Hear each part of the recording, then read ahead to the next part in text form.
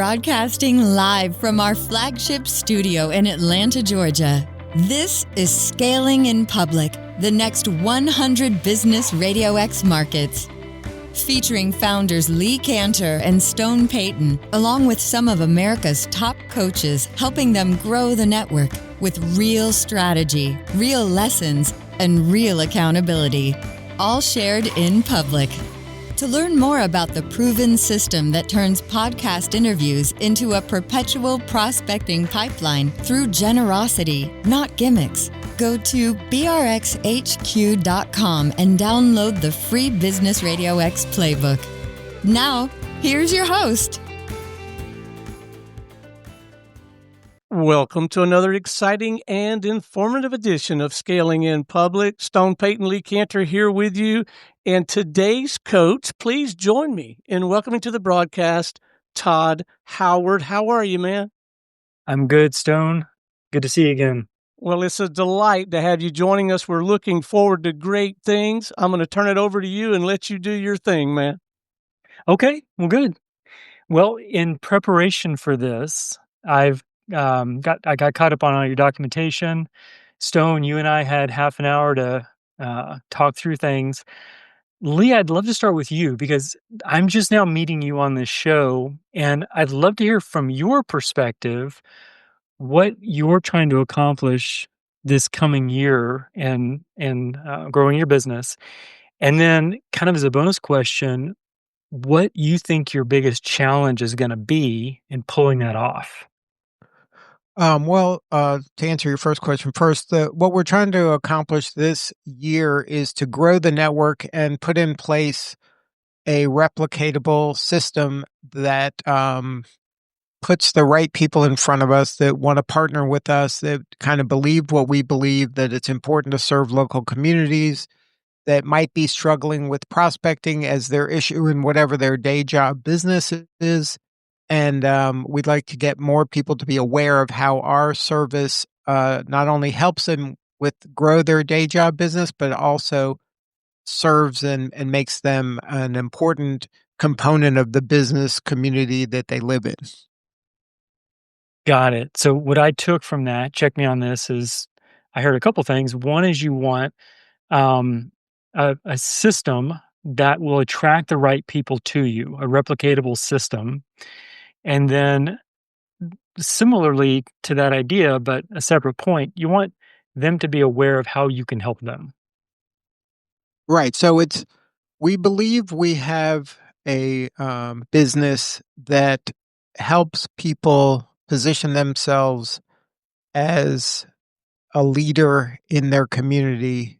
And the activity that they're doing to demonstrate that is by being kind of the pro-business media outlet in their community. So if you do that work relentlessly, you get to become the media, and being the media has some benefits. And we like to show our partners how they can leverage the benefit of being a Business RadioX in their local market to help them individually grow whatever it is their day job business is.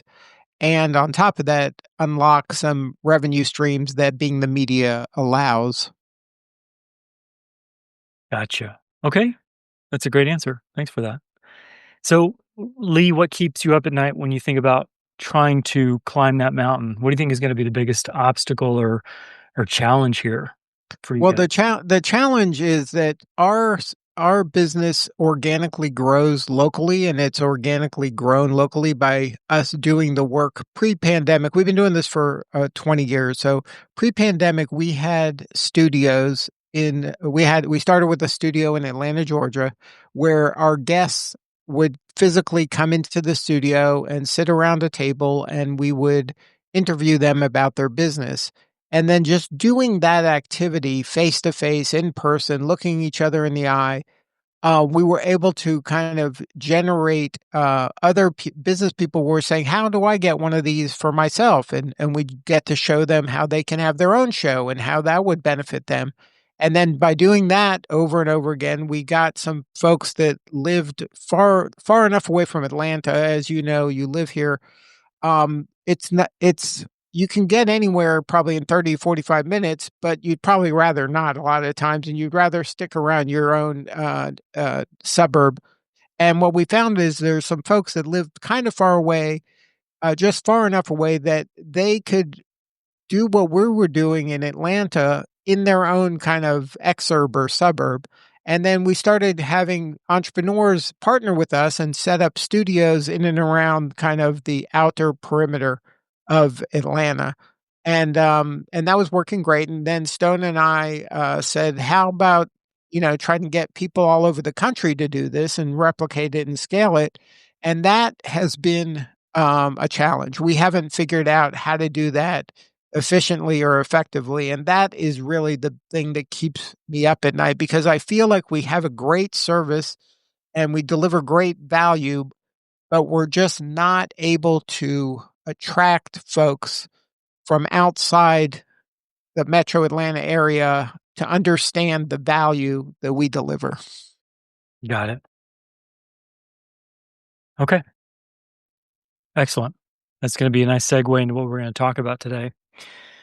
So, the challenge so first off, just for the sake of, us and then listeners who may be following along to understand the context of where we are, I believe I'm the second coach that you've worked with, Trisha being the first to kind of get you guys started. And what you identified in the first conversation is that one of the filters that you need to add as you're talking to prospects is that you want to look for people who are part of a larger organization. Because when you do that, you potentially tap into a larger pool of like-minded people. That makes logical sense, that would bring you more candidates faster.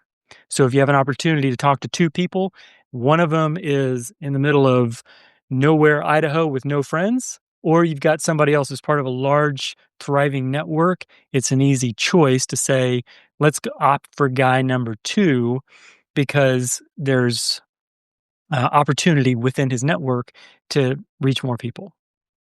So starting out, that sounds, from what I've seen from what Trisha wrote up, the starting point on how you guys can go from, I believe it's 9 studio partners right now, to the goal of 100. So what I'm going to do is I'm going to help you think about your ideal client profile. And I may say ideal client profile, I may say ICP for anybody listening. That's just the acronym I'm using. But I want to help you think about who these people are, because if you understand who these people are, you can find them more easily.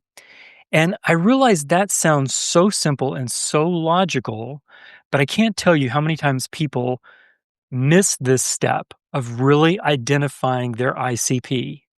And instead, what they do is they spend a lot of money on sales and marketing to try and be very sexy and appealing to a bunch of people, hoping that if they can cast a wide net and look really attractive, that just by the sheer numbers game, they're going to reach their goal and bring all these clients to them. So to boil that down even further, they think it's a sales and marketing effort. If we can just get sales and marketing right, we're going to get the people we want. We have a quality product. The people are out there. We need good sales and marketing. That is a recipe for disaster in my mind. This is why people don't like sales. People distrust marketing, is because they believe that sales and marketing will solve this problem for them. They invest all this time and money and it doesn't produce results. And they get frustrated. Now, the reason they get frustrated is because they've missed a step, and that's defining their ICP. So we're going to spend our entire call today talking about how you can identify your ICP. If you do this successfully, sales and marketing is relatively easier, because it allows you to go to a marketer and a sales team and say, I work with that guy or that woman. This is where they're at. This is the situation they're in. This is their need. The more information you can give them on your ICP, the better chance they're going to find it. But of course, if you don't have your ICP and you walk in to a sales and marketing team, you can pay them all the money in the world. They're going to have a hard time finding your ICP. So What we're going to do is talk about how you can find your ICP. And if we can accomplish that, or at least get started in that, and you can really define that, you will be successful as you go into sales and marketing. So let me take a breath right quick and make sure that all came across well. Does that make sense, or do you have any questions about that before we get started? I don't have any questions. It works. That sounds good to me. Yeah, I mean, boldly forward. Okay, let's roll. So, first off, let me tell you what a little bit about what an ICP is. So, one moment, I'm getting my notes up here because I've been thinking through a couple ideas as we get together. So, your ICP, your ideal client profile, is not just someone that you find attractive. Your ICP is someone that finds you attractive. Specifically, that means three things. They will buy from you, they'll be able to use your product without difficulty, and they will quickly get the benefits that they were promised. So those are the three things I want you to have in mind. They buy from you, they can use what you have without difficulty, and they quickly get the benefits that they were promised. Now, let's talk about why these three things are important. If all you do is find people that want to buy from you, but 6 months later they have difficulty working with your process, then here's what's going to happen as you march towards 100 studio partners. You're going to get about 20, and then about the time you're selling the 21st, the first one you sold is starting to complain about something. And after a while, they may drop off because in the process of using your service, they've run into difficulty. And so now for every person you add, because you're very sellable, people are buying what you have, you're losing somebody on the back end. And so in the march to get 100 people, you get to about 20 and you stay there. And you're turning over 20 people every few months. They buy, they come in, they can't use it, they bail. And that's where a lot of companies find themselves. And the reason is because they thought about their ICP as just a buyer. We don't want a buyer. We want a buyer who can use what you have without difficulty and quickly see the benefits they were promised. If they buy what you have, they use it with ease, and in a short amount of time, they see the benefits they were promised, they stick. And as a result, you're able to line up 100 people and hopefully keep most of those 100 people. Make sense? Yeah. Yeah. And I feel pretty confident that we have something that's going to deliver in the manner you described. Yeah. I do too. I think that you guys have been doing this long enough. You've worked out the kinks. I think that part is probably pretty solid. Okay. So let's talk about how we define your ICP. There is one, well, let me back up and say most people really struggle with this because there's never been a methodology to find your ICP. Most of it is anecdotal. Most times people will say you find your ICP by looking back and figuring out who has purchased from you in the past. Whoever purchased from you in the past and stayed, they must be your ICP. That's kind of a weak logical argument that we could dismantle if we had enough time. The past is not a good indicator of future success when it comes to your ICP.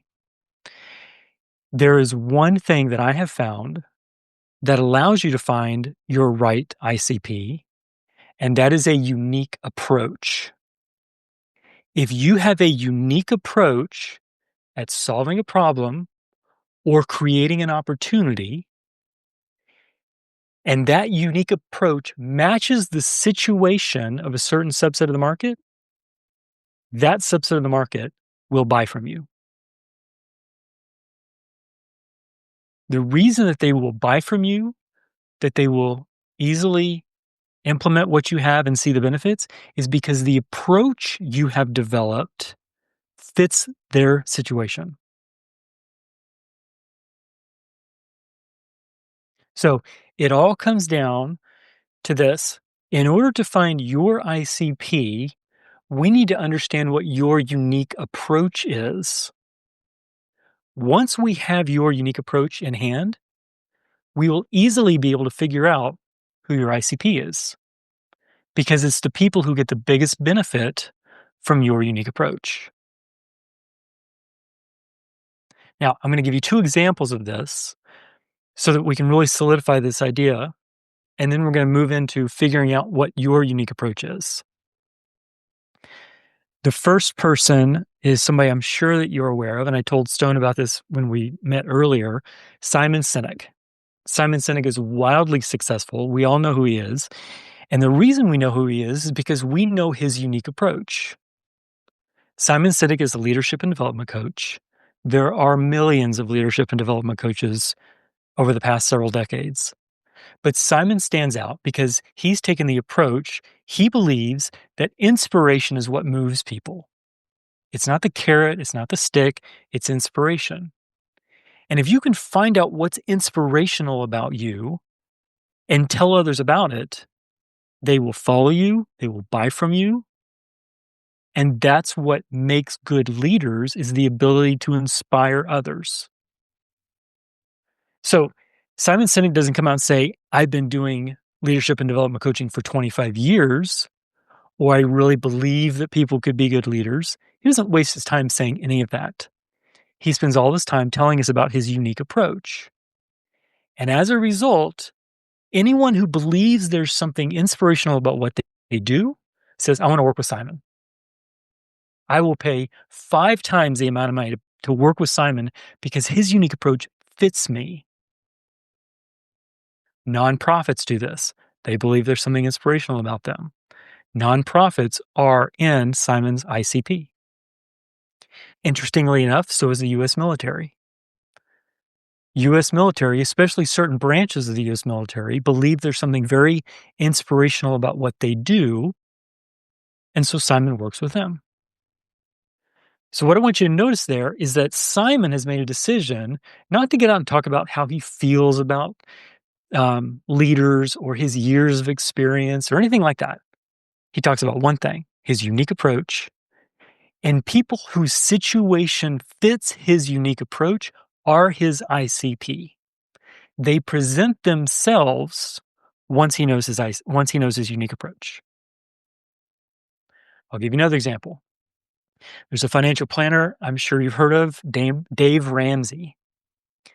Dave Ramsey, again, a financial provider in a world full of financial planner in a world full of financial planners. But Dave Ramsey has put together a unique approach, which has made him quite famous. He put together his baby steps. Step 1, you do this. Step 2, you do this, and so on. You're probably familiar with some of them.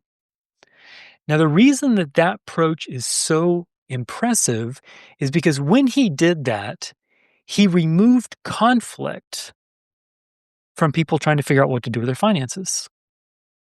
Financial conversations are conflict-oriented by nature. You get 2 people in a room and you say, we got to clean up our finances. What do we do? You got 2 different answers. So what Dave Ramsey does is he comes in and he says, I don't care who you are or what you do. I want you to put $1,000 aside for an emergency fund. That is step 1. And then step 2 and step 3 and so on. And when he does this, he removes conflict from the conversation. Now, who are Dave Ramsey's ideal clients? Young married couples. That's why it is very typical for a church or an organization full of young couples to run a Dave Ramsey course and that session to be full. Because young couples are prone to conflict when they talk about finances. And so Dave Ramsey's approach removes conflict and gets them on the same page and moving forward. As a result, everyone knows who Dave Ramsey is, but you'd be hard-pressed to name 2 other financial planners. So that's how a unique approach works. Dave Ramsey and Simon Sinek didn't sit around and say, well, I'd like to work with these people, or I'd like to work with those people. They put that out of their mind because that's a wish list. We don't want to deal with that. And instead, they worked on developing their own unique approach. Once they had their unique approach, They were able to see who their ICP was. And when they went to talk to that ICP, they were able to convey what they needed to get that ICP to buy from them. So, Lee, I asked you at the beginning of this call, what do you believe are your biggest challenges? And one of the ones that you told me about is reach. You've grown locally, virally to some extent, because people saw you do what you did and they liked you. They liked it. And so you went from Atlanta to outside Atlanta, and you've kind of gotten that far. But what you need is something more portable so that you can talk to somebody in San Diego who's never been on Business RadioX, never seen it. How do you get that person to buy? The way you get them to buy is that you develop a unique approach. Once you explain your unique approach to them, they're able to say, that fits the situation I'm in. I want to buy. So again, let me take a breather for a minute because I want you guys to be able to ask questions. But the main point that I wanted to bring us to so far is that the unique approach is what you need to develop in order to figure out who your ICP is.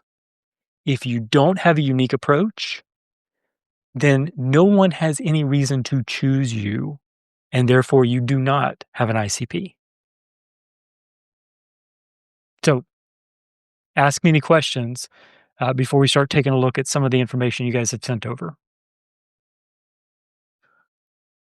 Would it be useful if we told you what our approach is and then you tell us if that's unique? Absolutely. So you guys have sent over a few bullet points in email. Is that what you would tell me about? Or is there something else that you'd describe as your unique approach? Well, I mean, let's define unique approach. A unique approach to what? Okay. Unique approach to creating the value proposition that you were offering. So you have a value proposition that at the end of working with you, or as a result of working with you, someone is a studio partner, they're developing relationships, they have multiple income streams. Those are fantastic. People are really going to enjoy that. However, it could be argued that many of those bullet points you sent me on email could also be accomplished through podcasting or potentially something else entirely. So tell me about the unique approach that you take in accomplishing those goals that would make someone say, oh, that approach fits me really well. Stone, do you want to take this or what do you want to do? I mean, yeah, I can get this conversation going because I do feel like we do things a great deal differently than most people who are trying to leverage this platform to help people and make money. You know, I'm in Cherokee County, Georgia, a little town called Woodstock. I have a feeling it's like this all over the place. You can't swing a dead cat in Cherokee County without running into a podcaster. And so I have conversations with them. Of course, we have a lot of brand equity here, you know, in Georgia, I guess you would say for sure. And as I get to talk, they don't do anything the way we do it. They really don't. Like they try to go out and get a big audience, and they take great pride and continue to strive to get people to download the shows, and they count the downloads and the views and all that stuff. And like just right out of the box, you know, Lee and I from day one, it's certainly what I found inspirational when I jumped on his coattails, Todd, is it was all geared toward genuinely serving the person across the desk. We weren't doing virtual stuff back then at all. And building a real relationship with that person. And even if they weren't a prospective client, just when they came in to be interviewed, just doing everything we could to support and celebrate that person. And then because of that, the people who could benefit from what Lee had set up, you just had such a deep, genuine, authentic relationship with someone so fast. Like every other way I'd ever seen anybody try to build relationship and serve, not that it wasn't valid, it just took a long time. And this, I mean, so much, so fast. So this, everything we've built is around that ethos of genuinely trying to help the other person, supporting and celebrating them, and then teaching them the mechanics that we employ, which are apparently a great deal different than the mechanics that most people employ. So I mean, just right out of the box, I would say our relentless focus on relationship as the foundation for growing your business and helping your clients grow their business. Would you agree with that, Lee? Yeah, I mean, the premise of our business is to help our clients get one more client. Like, that's what the objective is.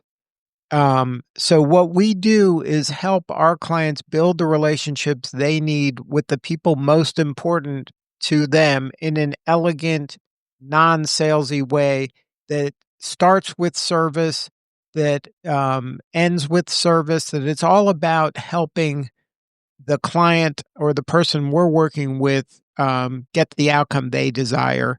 And we use podcasting, we use having a studio. We have certain tactics we deploy in order to do that, but it might look to the outside person as, oh, we're a podcast production company or we are a podcaster. And that is how we do what we do, but it isn't the why we do what we do. The why behind our business is helping our clients become that trusted authority, that go-to person, that mega connector in their community to help them get the outcome they desire, whatever that might be. Okay. Okay, those are really good. So you guys are relationship oriented. It's very clear that you're helping people develop those relationships. I like the one client at a time thing, or the next client, however you said that. Those are all very valuable. I'm going to say something that is going to be a little painful, and I don't mean it to, but it'll help to just kind of cut to the chase because I want to help you guys get to the other side of this. Those are indefensible value propositions. In other words, a podcaster could say the same thing. Now, you might be able to look at them and say, "Oh, but we mean it. We know we've internalized this. We're good at it. Our clients see it." And other podcasters, they can't pull it off.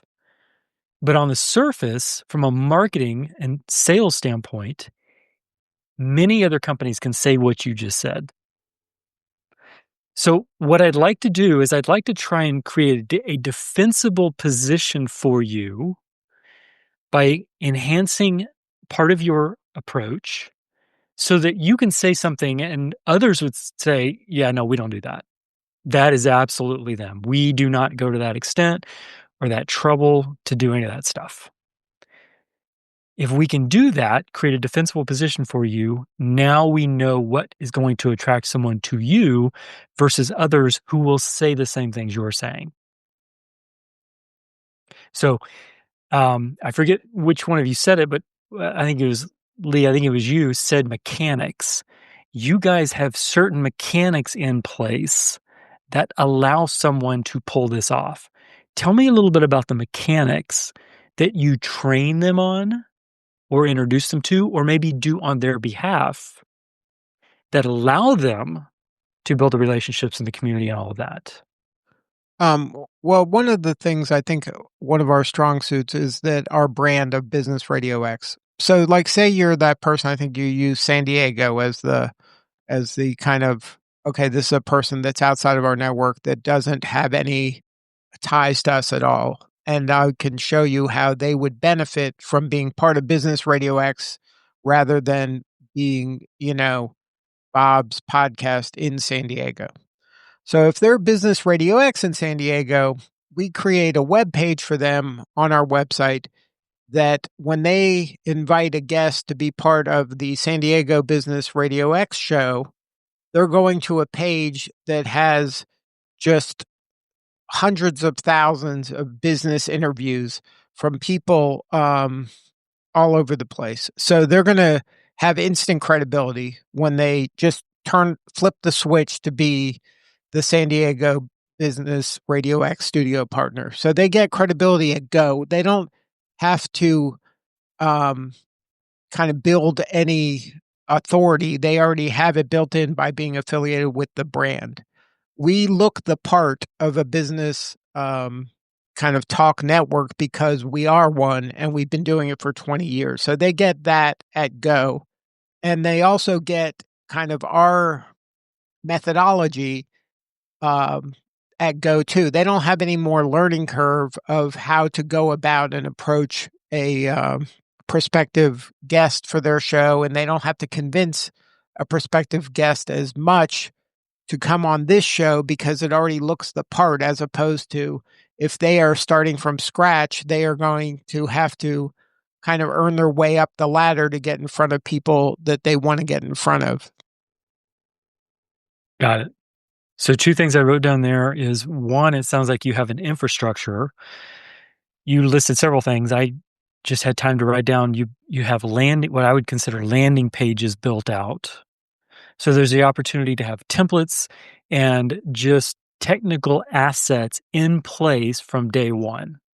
So that is significant. That is something people won't easily get somewhere else. And they'll also get administrative help in executing the show. So they don't have to have any technical expertise other than, talking to people.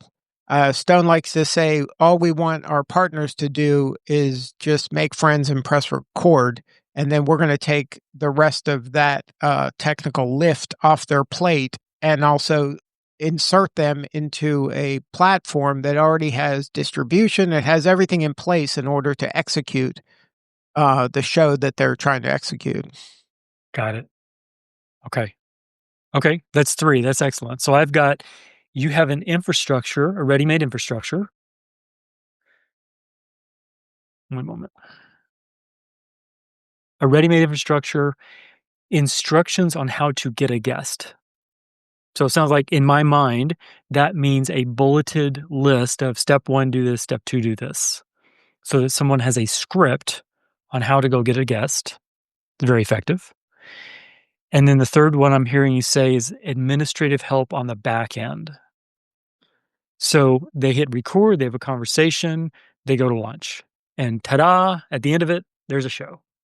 Yeah, And you and guys then have those. we also give them instructions on how to create the bridge from the show to getting the client that they're trying to get at the end of the day.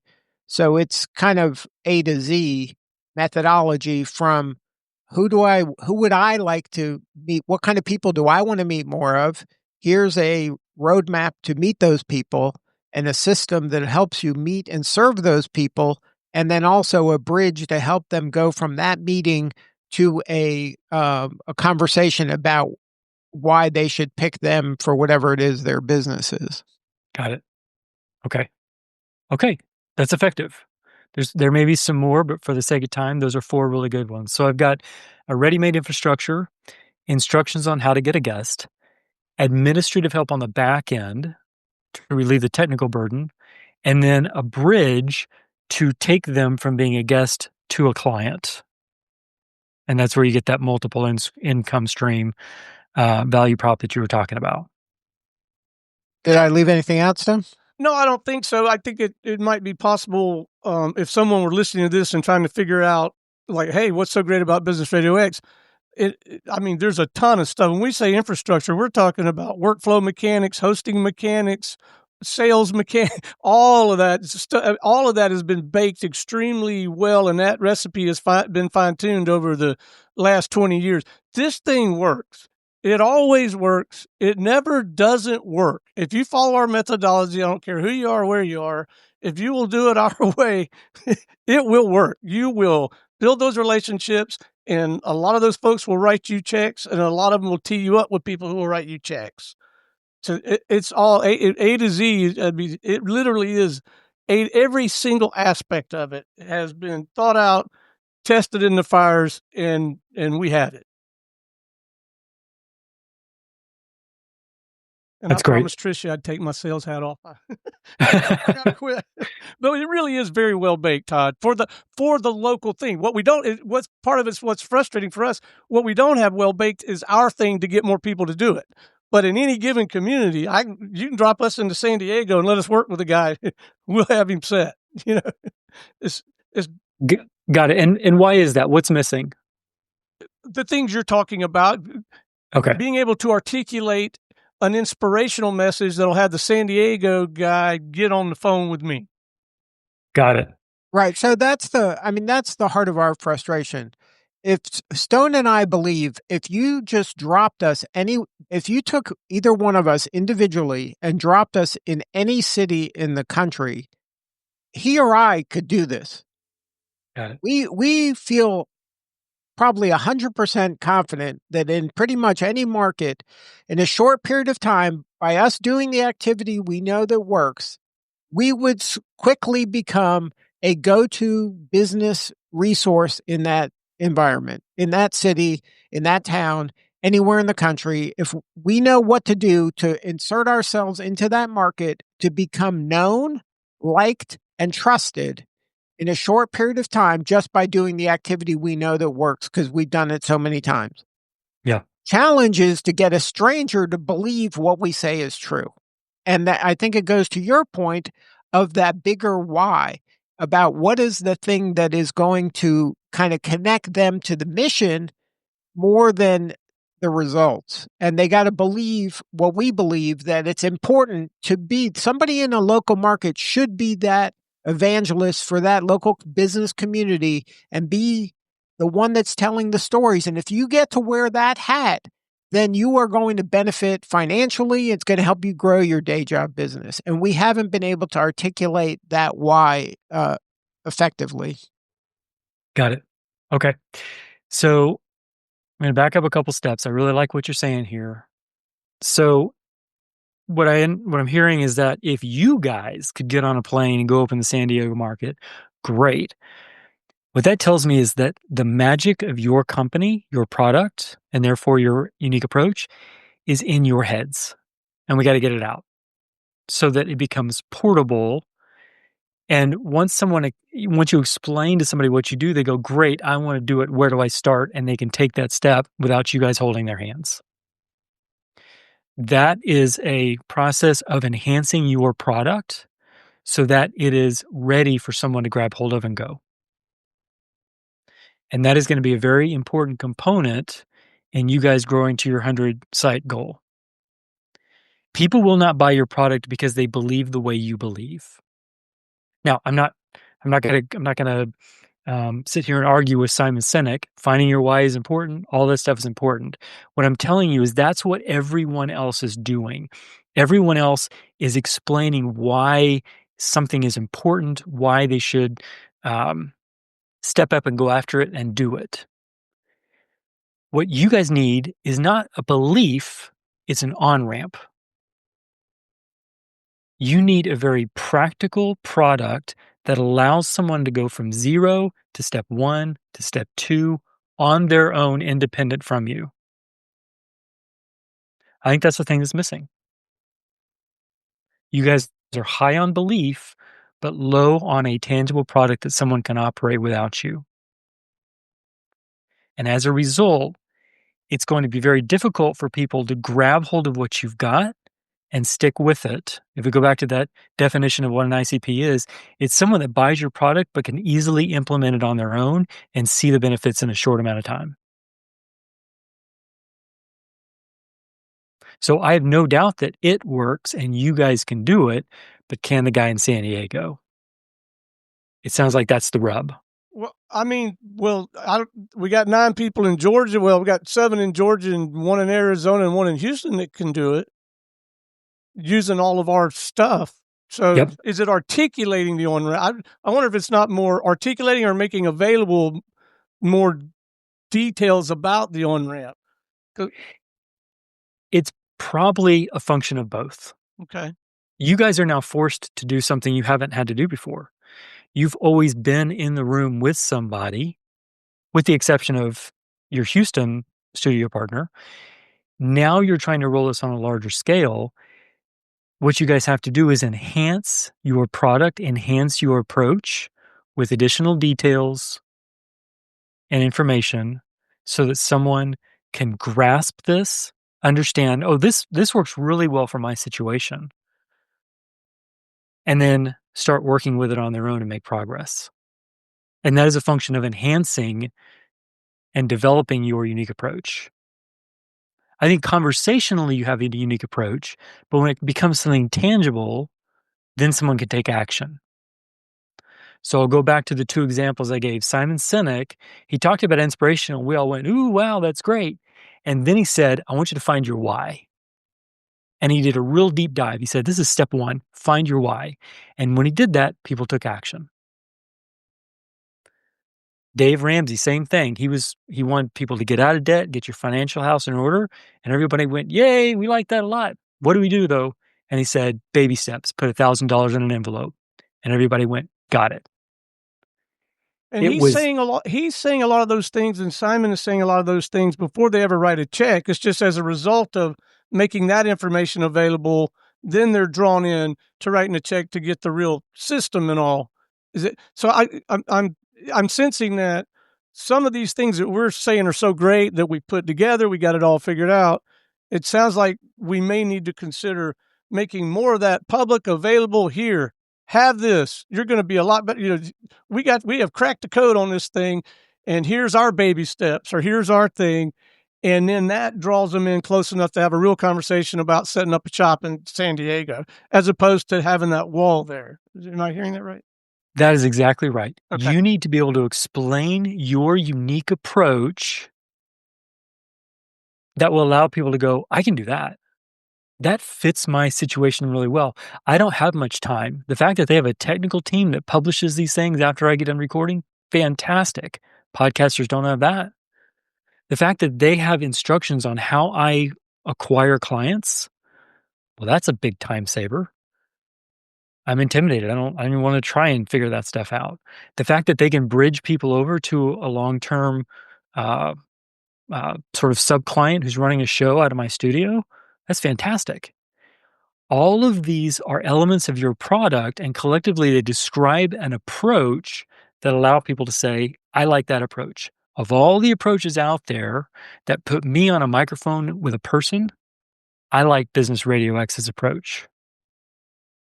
So yes, Stone, you're exactly right.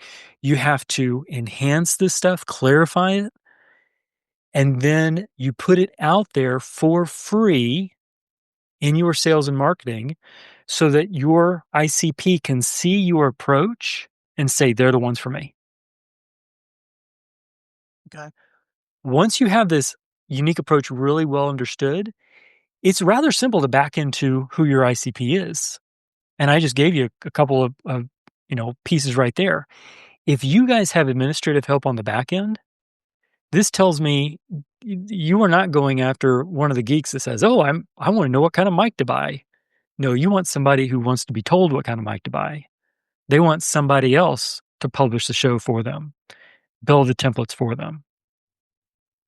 So this is probably somebody that has thought, I'd get into podcasting if I didn't have to geek out and learn all this crap.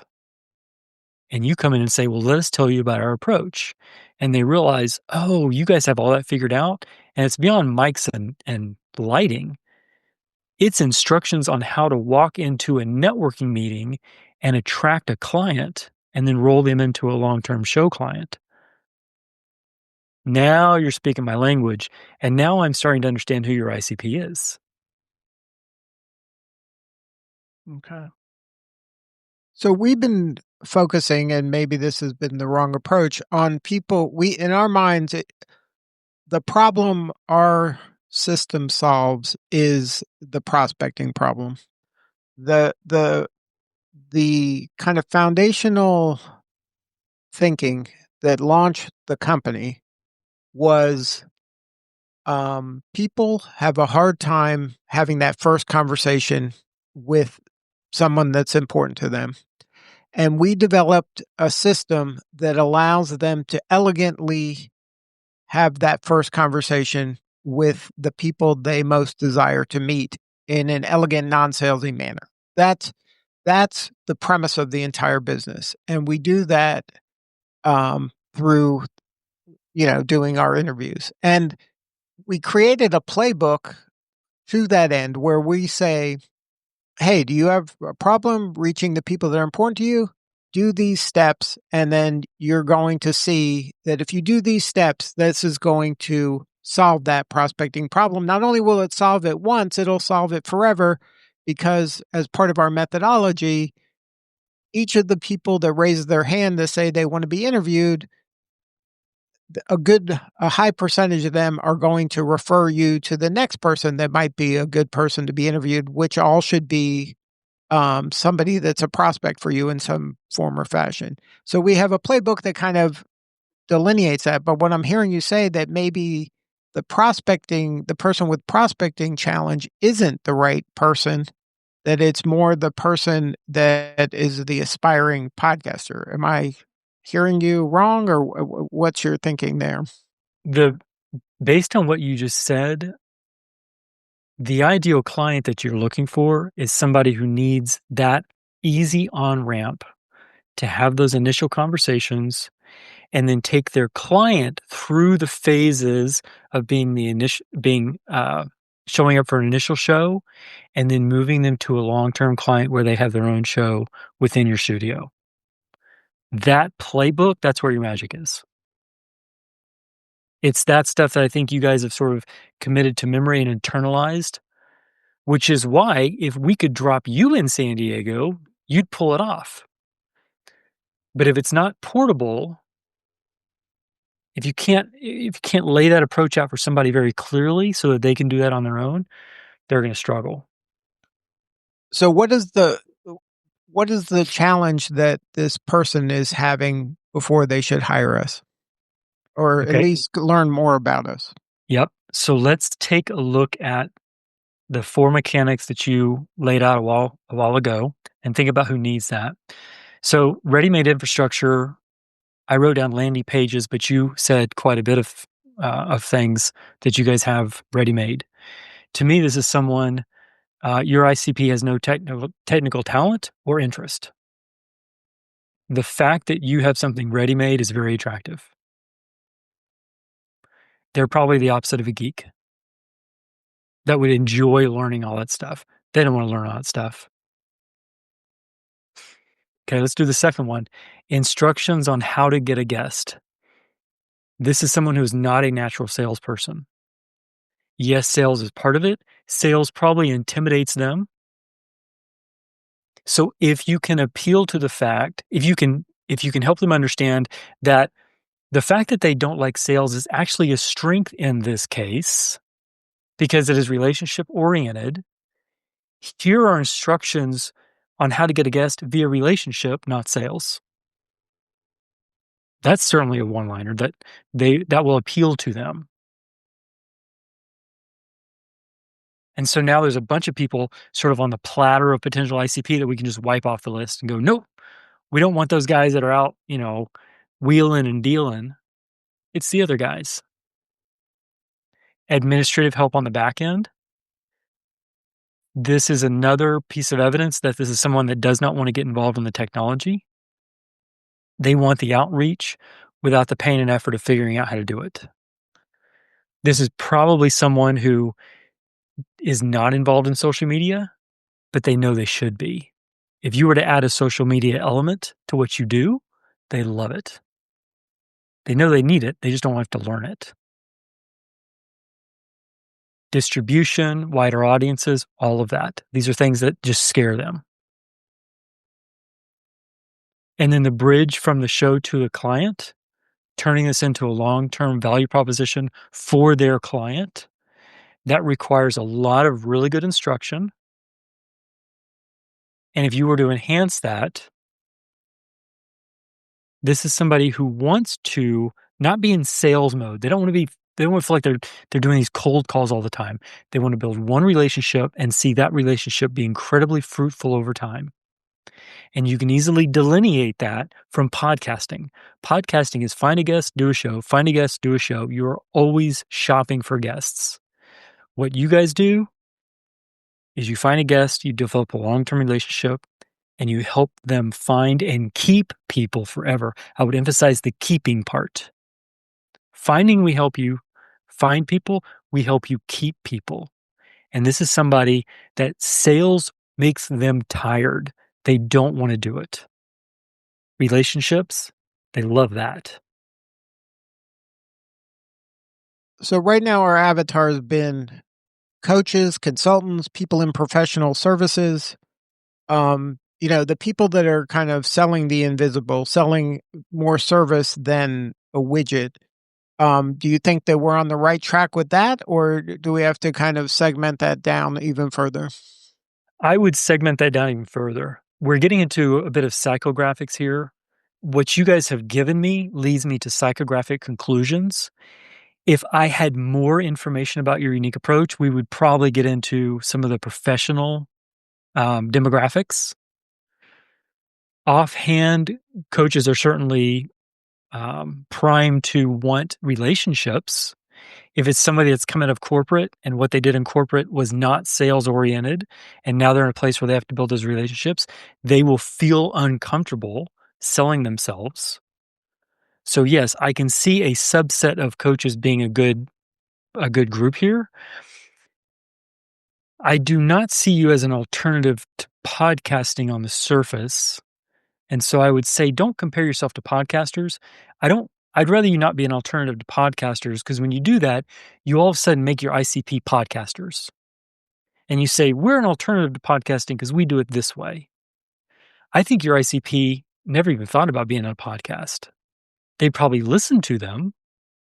They might be developing a networking meeting, which on its own is a version of developing a community. But networking meetings are exhausting in their own way. And you might be able to say, okay, stop running your free networking meeting. Start doing this instead because it's good for the people in your network. That's going to appeal to somebody who runs a networking meeting and is tired of it. Now, what we've been thinking lately, that like some of the like you said earlier, that a point of leverage is maybe a larger person who runs a larger group or has access to a larger group. A lot of these organizations that have larger groups, that business organizations, one of the things they recommend members do is kind of join those BNI type networking groups as part of their way of going to market. And we were trying to position ourselves at, like you said, maybe not as an alternative to going to a BNI, but a different way of approaching those BNIs, where instead of going to the BNI and saying, hey, I'm Bob, I'm a CPA, you're going and saying, hey, Bob, you're going to the networking meeting and saying, hey, I run San Diego Business Radio X and I'm looking for interesting guests. So now when they go to those meetings, they're positioned slightly differently and their ask is different. Instead of saying, buy my stuff, it's more of, hey, I'm here to support and celebrate the ecosystem we're all in. And I can do that because I'm a Business Radio X partner.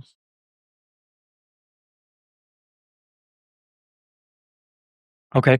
So you can see this for one of the people that run a BNI group or go to a BNI group, for them to step outside of this and do what you guys are doing? Is that what you're saying? Well, if you are a BNI, if you run the BNI group, you can use what we're doing as a way to give voice and help every one of your members be more successful, because now you're giving them a platform to tell their story in a more public manner rather than in this closed group setting. Number one. Number two, if you are just a member of a BNI, now you can go into that BNI meeting not just as a member that's trying to create leads for yourself, but you can go in there wearing the hat of, I'm the media, so I can tell everybody here their story, so I can help everybody here get the word out about the great work that they're doing. Because a lot of folks, at least the ones that we've been interviewing that are in professional services, one of their pain points is they feel like they're a best kept secret, that they do good work, but nobody knows they exist.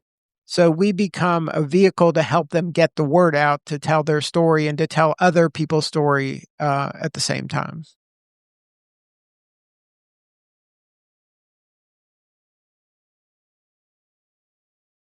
Okay. I like that. So I think we're a lot closer than we were an hour ago when we started with this. We're now thinking in terms of Your ICP is someone you find by looking through your unique approach. So now we're really getting specific about what your unique approach is. And as a result, we're starting to find potential candidates. That's the direction that this conversation needs to go. And so I just want to capture that. This is the right way to think. Even if we don't land on the answer on the show, this is the right way to think about it. Lee, I really like what you just said. One of the things that I hear as we walk through all of this is that your product develops relationships.